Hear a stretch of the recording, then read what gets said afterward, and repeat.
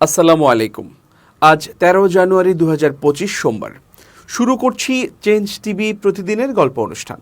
দর্শক, আপনাদের সঙ্গে রয়েছি আমি আবিদ আজম। শুরুতেই সংবাদ শিরোনাম। অবশেষে হাসিনার বিরুদ্ধে গণহত্যার প্রমাণ মিলল। পতন ঘটানোর চক্রান্ত থেকে রক্ষা পেল অন্তর্বর্তীকালীন সরকার।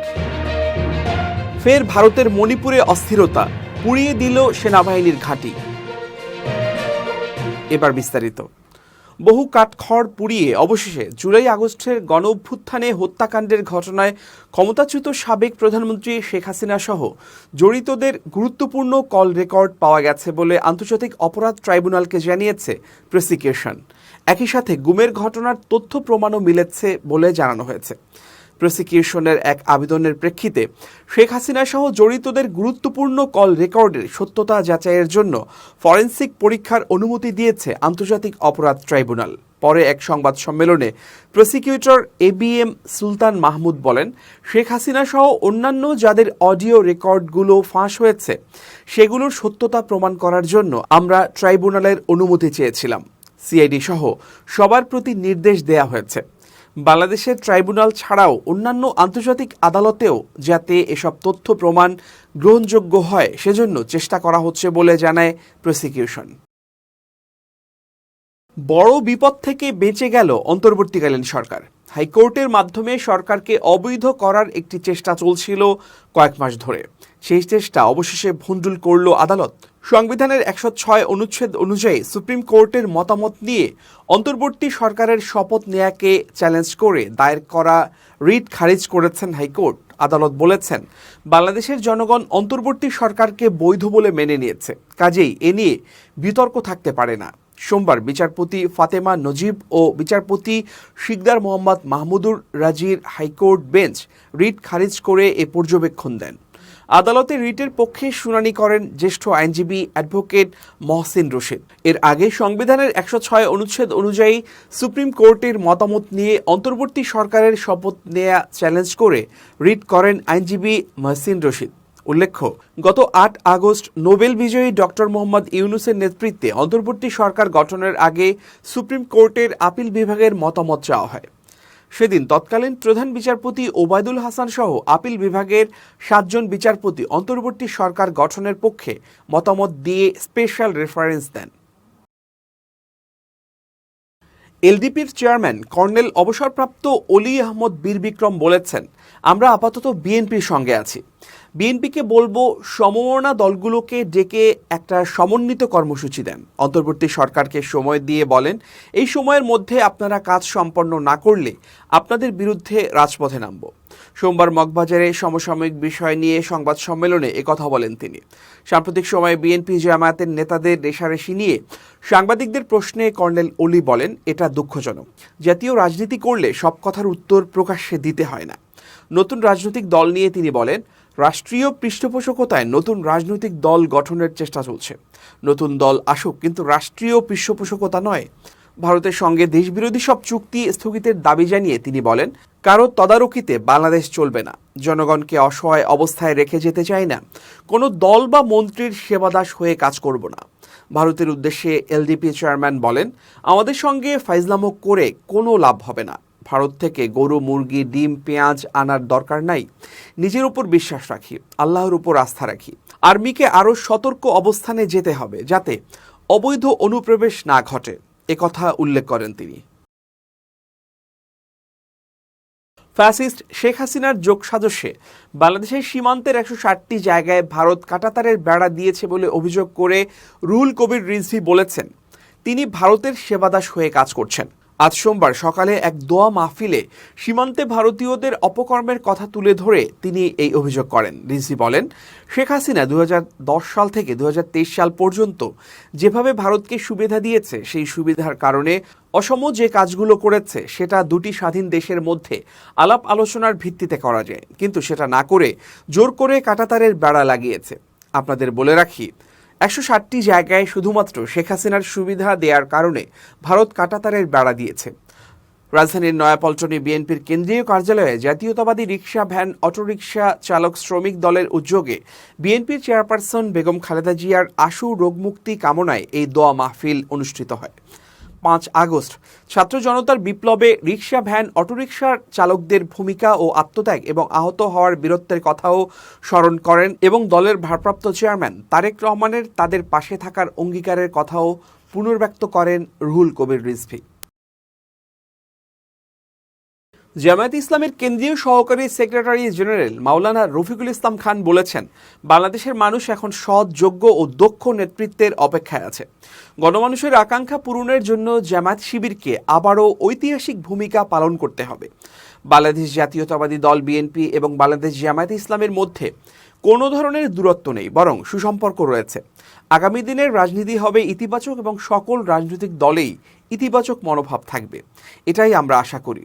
তাড়াশ উপজেলার নওগাঁ জিন্দানি ডিগ্রি কলেজ মাঠে জামায়াতের জনসভায় প্রধান অতিথির বক্তব্যে তিনি এসব কথা বলেন।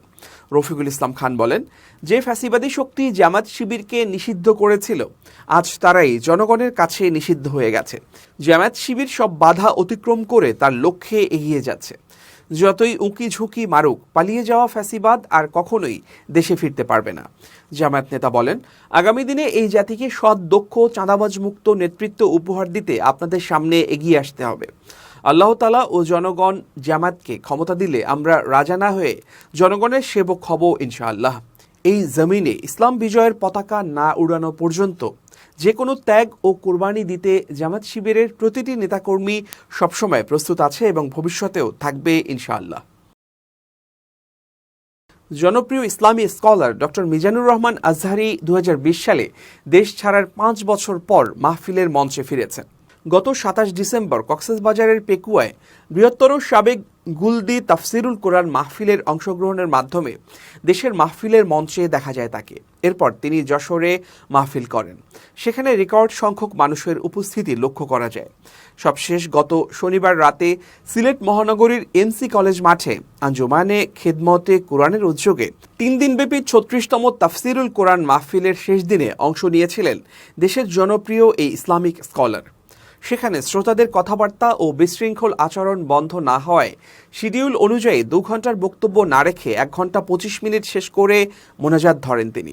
এরপর থেকে সামাজিক যোগাযোগ মাধ্যম ফেসবুকে মাহফিলের তুমি আমি শব্দচয়ন নিয়ে অনেক নেটিজেনরা সমালোচনা করেন।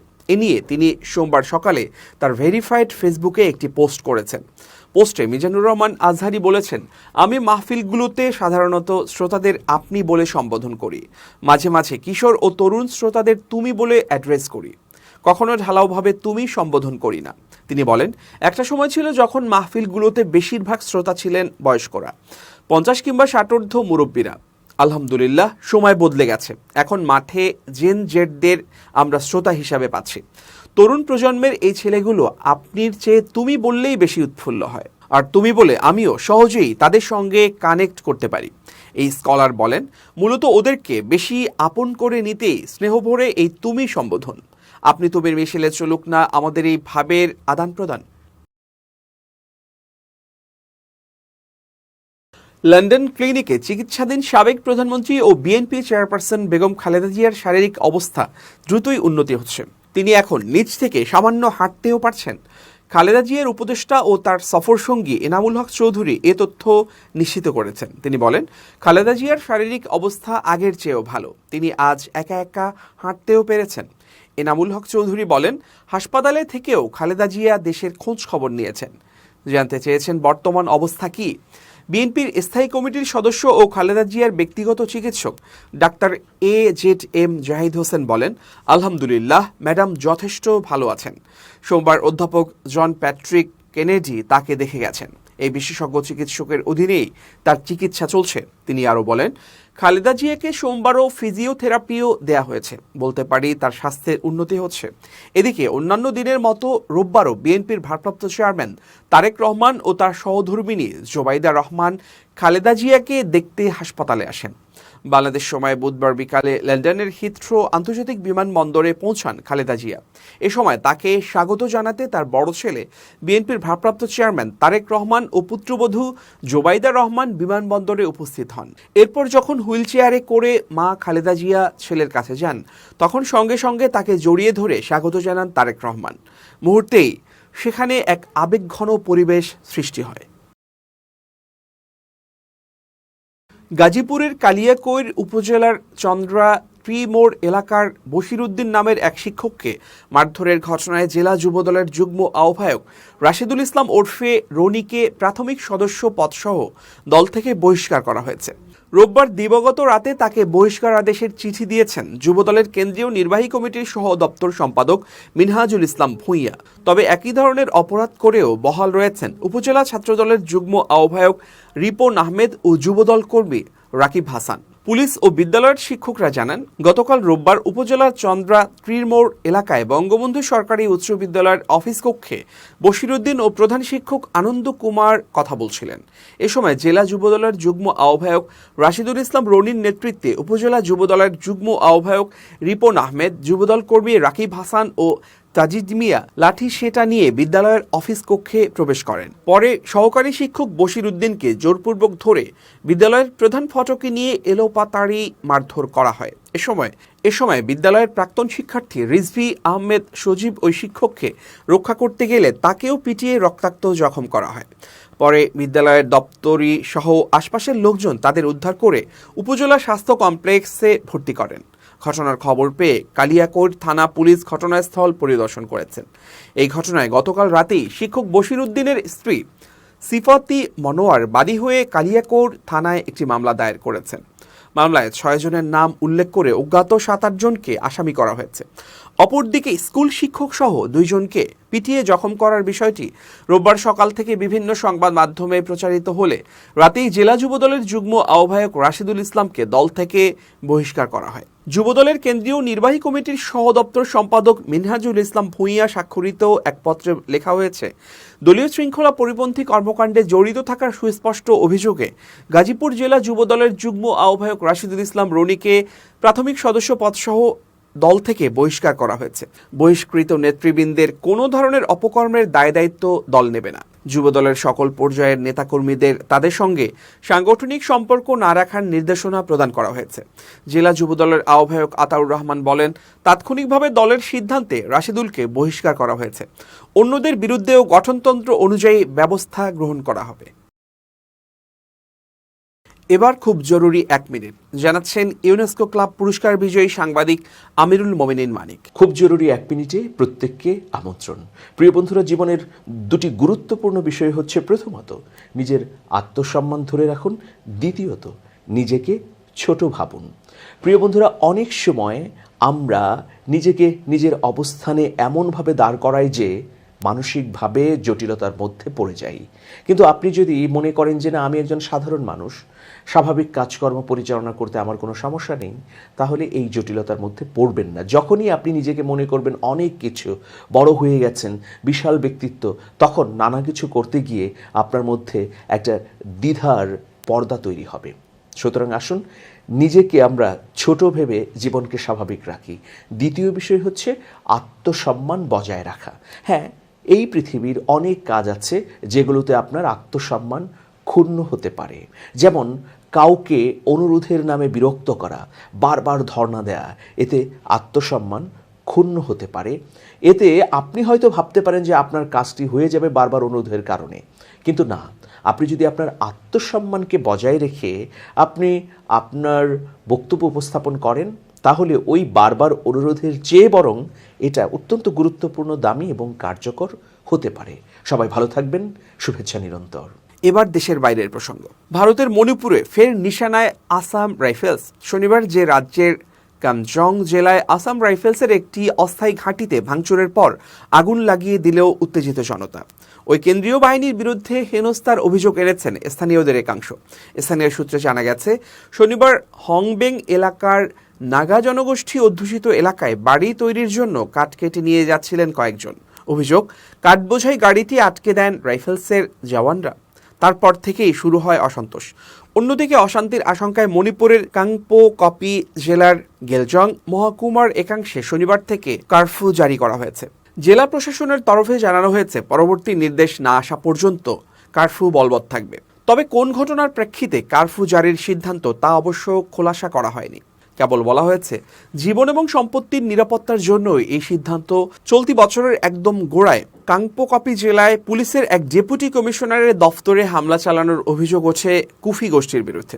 প্রসঙ্গত, কাংপোকাপির পাহাড়ি এলাকা থেকে নিরাপত্তা বাহিনীকে সরানোর দাবি তুলে আসছে কুকি জনজাতির মানুষেরা। অন্যদিকে মণিপুরের সাম্প্রতিক পরিস্থিতি পর্যালোচনা করতে শনিবার বৈঠক করেন রাজ্যের রাজ্যপাল অজয় কুমার ভাল্লা এবং সিআরপিএফ আধিকারিকরা। দর্শক, শেষ করছি প্রতিদিনের গল্পের আজকের গল্প। changetv.press বাংলাদেশের ইউটিউব জার্নালিজমের অগ্রদূত। ভিজিট করুন এর ওয়েবসাইট www.changetv.press, youtube.com/changetvpress এবং সাবস্ক্রাইব করুন চ্যানেলটি। নিয়মিত লাইক, কমেন্ট ও শেয়ার করে আপডেট রাখুন নিজেকে। ভালো থাকুন, নিরাপদে থাকুন, শুভেচ্ছা নিরন্তর। changetv.press, এক ফোঁটা হলুদও নেই।